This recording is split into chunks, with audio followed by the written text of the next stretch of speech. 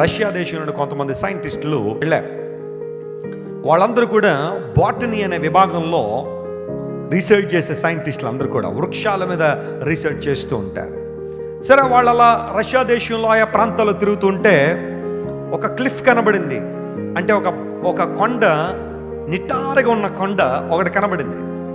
అక్కడికి వచ్చారు. కరెక్ట్గా ఇప్పుడు నేను స్టేజ్ మీద ఎలాగైతే నిలబడ్డానో ఆ క్రిందంతా పెద్ద లోయ ఉంటుంది. కొండ కరెక్ట్గా ఎవరో కట్ చేసినట్టుగా అలాగే ఉంటుంది. చాలా ప్రమాదకరం అన్నమాట.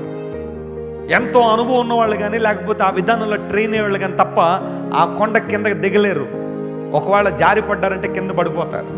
అలాంటి క్లిఫ్ ఒకటి కనబడితే వీళ్ళు దాని ఓరం నడుచుకుంటూ వస్తుంటే దూరంగా, అంటే ఆ క్లిఫ్కి కొన్ని అడుగుల దూరంలో ఒక మొక్క ఆ రాతిలోంచి మొలిచింది.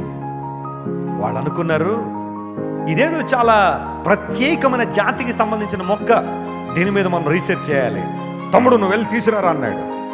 నేను పడిపోతే ఎవడ రెస్పాన్సిబిలిటీ, నేను వెళ్ళండి. అలా 10 మంది ఉన్నారు కానీ ఎవడో వెళ్ళట్లేదు ఆ మొక్క తీసుకురావడానికి. అందరూ భయపడుతున్నారు. ఎందుకోసం? ఆ మొక్క మీద ఏదో రీసెర్చ్ తర్వాత విషయం, కానీ మేము పడ్డామంటే మా పిల్లలు ఏమైపోతారు, అనాథలు అయిపోతారు, మా వల్ల కాదని చెప్పి అందరూ తర్జన భర్జన పడుతున్నారు. ఎవరు తెస్తారా అని. ఈ లోపల కుర్ర నడిచొస్తున్నాడు. అలా వాడిని పిలిచి, రే బాబు, అక్కడ మొక్క ఉంది, మేము పట్టుకుంటాం, అందరం ఒక తాడు ఉంది మా దగ్గర, నువ్వు ఆ తాడు కొనబట్టుకో, మేమందరం పైన ఇక్కడ పట్టుకుంటాం, నువ్వు వెళ్ళి ఆ మొక్కను తీసుకురా అంట.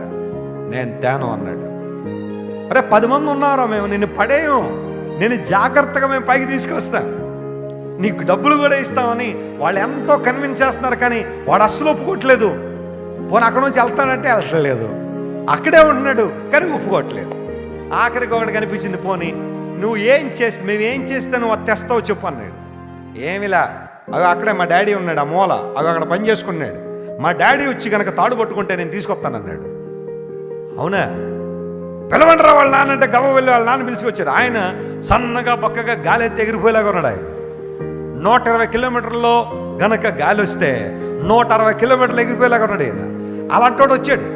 వచ్చి రాగానే అంటున్నాడు, డాడీ ఇగో వీళ్ళేదో మొక్క కావాలంటున్నారు, తాడు పట్టుకో డాడీ, నేను కిందకి వెళ్ళి తీసుకొస్తానన్నాడు. వెంటనే ఆ బక్క డాడీ పట్టుకున్నాడు తాడు గట్టిగా. పట్టుకోగానే ఈడు వెళ్ళిపోయాడు కిందకి. వెళ్ళిపోయి ఆ మొక్క తుచ్చురు బయటకు వచ్చాడు. చాలా ధైర్యంతో ఉన్నాడు. వీళ్ళకి ఏం అర్థం కావట్లా, అసలు మా పర్సనాలిటీలు ఎలాగున్నాయి, మా స్థితిగతులు ఎలా ఉన్నాయి, 10 మంది పట్టుకుంటారు అన్న కూడా వెళ్ళనోడు వాళ్ళ డాడీ పట్టుకుంటే వెళ్ళిపోయాడు ఏంట్రా అని చెప్పి దగ్గర పిలిచాడు. ఏంట్రా, నీ డాడీ చూడ్డానికి చాలా బక్కగా ఉన్నాడు, బలహీనంగా ఉన్నాడు, అతడు తాడు వెళ్ళిపోయావంటే నాకు మీ ఎవరి మీద లేని కాన్ఫిడెన్స్ మా డాడీ మీద ఉందన్నాడు. దేవుడు నా మనస్తోత్రం కలనగాక. మీ ఎవరి మీద లేని కాన్ఫిడెన్స్ ఎవరి మీద ఉంది? మా డాడీ మీద ఉంది. ఆయన చూడ్డానికి చిన్నగా ఉండొచ్చేమో కానీ ఆయన మాత్రం నన్ను ఎప్పుడు ఏం చేయడు, ఆయన వదిలిపెట్టడు. ఒకవేళ ఏదన్నా చిన్న జర్క్ వచ్చి చిన్న ప్రమాదం వస్తే మీరు ఎంతమంది పట్టుకుంటారు నాకైతే తెలియదు, కానీ మా డాడీ మాత్రం నాతో పాటు ఆయన కూడా దూకెత్తాడేమో కానీ ఆయన మాత్రం నన్ను ఏం చేయడు, విడిచిపెట్టాడు. That's the confidence.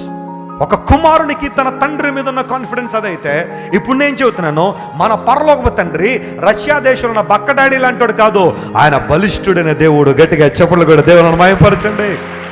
He is the one who created heavens and earth. సర్వ ప్రపంచాన్ని కలుగు చేసిన దేవుడు ఆయన. సర్వము సృజించిన వాడు, తన మాటతో సమస్తాన్ని కలుగు చేసిన దేవుడు, ఉన్నతమైన దేవుడు, మన కోసం ప్రాణం పెట్టిన దేవుడు. ఎట్టి పరిస్థితులను ఆయన మనల్ని ఏం చేయడు, విడిచిపెట్టేవాడు కాదు. నమ్ము ప్రియ దేవుని బిడ్డ, దావీదు సంతానంలో పుట్టాడు అంటే వాగ్దానం నిలబెట్టుకుంటాడు. రెండవది, మృత్యుంజయుడు అనగా అపారమైన శక్తి సంపన్నత కలిగిన వాడు.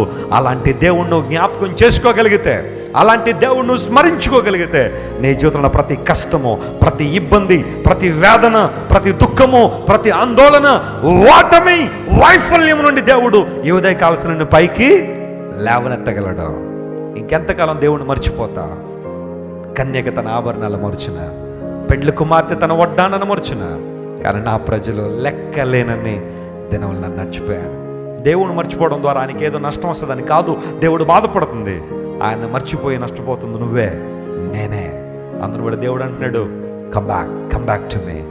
నా సువార్త ప్రకారం దావీదు సంతానంలో పుట్టి మరణాన్ని జయించి తిరిగి లేచిన యేసయ్యని జ్ఞాపకం చేసుకోండి. ఎప్పుడు ఆయన మన మధ్యలో, మన ఆలోచనలు, మన తలంపులో ఎప్పుడు మన ప్రభు ఉంటే మన ఉన్నతమైన స్థితికి నడిపిస్తాడు. అద్భుతాలు జరుగుతాయి.